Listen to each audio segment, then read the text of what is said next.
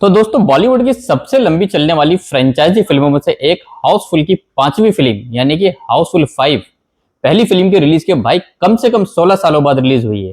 वक्त के साथ जहां फिल्म की स्टार कास्ट की संख्या में बढ़ोतरी हुई है तो वहीं इसका बजट भी डबल हो चुका है। 1.5 दर्जन कलाकारों से सजी इस फिल्म का प्रोडक्शन बजट करीब 225 करोड़ रुपए बताया जा रहा है।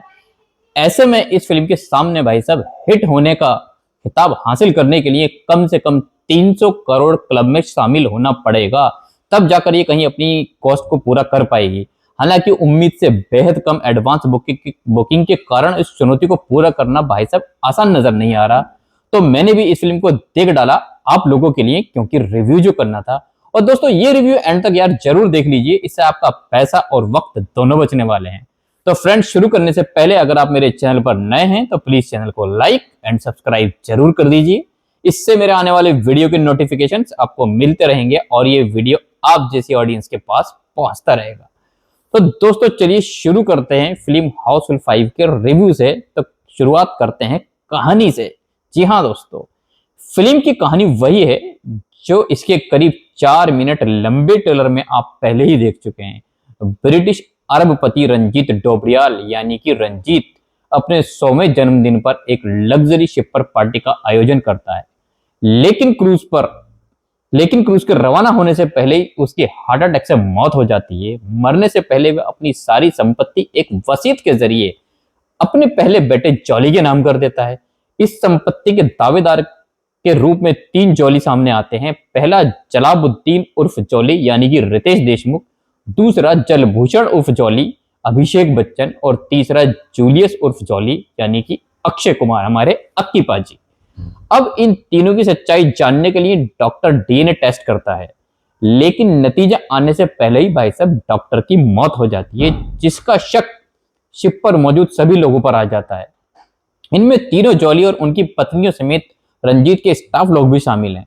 दरअसल वसीयत के मुताबिक जॉली के नहीं आने पर प्रॉपर्टी इन सब तीनों जॉलियों में बराबर बढ़ जाएगी, लेकिन कत्ल का सिलसिला भाई साहब वहीं नहीं रुकता। शिप पर एक के बाद एक लोगों की हत्याएं होने लगती हैं। अब इतने सारे किरदारों में कातिल कौन है और प्रॉपर्टी का असली वारिस कौन है, ये सब जानने के लिए दोस्तों आपको सिनेमा घर जाकर फिल्म देखनी पड़ेगी। इससे ज्यादा मैं स्टोरी को और ज्यादा एक्सप्लोर नहीं कर सकता, नहीं तो आपका सस्पेंस का मजा किरकिरा हो जाएगा। कुल मिलाकर फिल्म की कथा और पटकथा इसके निर्माता साजिद नाडियाडवाले की है, इसके लेखक फरहाद सामजी हैं और खुद निर्देशक तरुण मनसुखानी भी हैं। तरुण मनसुखानी लंबी चौड़ी स्टार कास्ट वाली इस फिल्म को मसालेदार बनाने के लिए इसमें कॉमेडी, म्यूजिक से लेकर इमोशन के सारे तड़कों का भरपूर इस्तेमाल किया है, लेकिन इस चक्कर में मसालों की ये ओवरडोज दर्शकों का जायका ही बिगाड़ देती है। साथ ही भाई साहब इतने सारे कलाकारों को भी वो ठीक ढंग से मैनेज नहीं कर पाए। करीब 2.25 घंटे लंबी ये फिल्म कई बार जबरदस्ती खींची हुई लगती है। थ्रिलर और कॉमेडी के कॉकटेल के फेर में ये फिल्म ना तो ढंग से आपको हंसा पाती है और ना ही ढंग से आपको रोमांच कर पाती है। बेशक इसकी लंबाई को एडिटिंग टेबल पर आधा पौन घंटा कम करके थोड़ा और बेहतर बनाया जा सकता था। इंटरवल से पहले तो फिल्म फिर भी भाई साहब ठीक ठाक रफ्तार से आगे बढ़ती है और फिर आपका थोड़ा बहुत मनोरंजन भी करती है, आप एंटरटेन भी होते हैं। लेकिन सेकंड हाफ में फिल्म की कहानी भाई साहब पूरी तरह पटरी से उतर जाती है और फिल्म में कहीं भी कुछ होने लगता है। फिल्म के क्लाइमेक्स को लेकर निर्माताओं ने पहले से ही दर्शकों को काफी कंफ्यूज कर दिया है। दरअसल इस फिल्म के दो वर्जन है, ए एंड बी। इन दोनों में ही कातिल दोनों अलग हैं।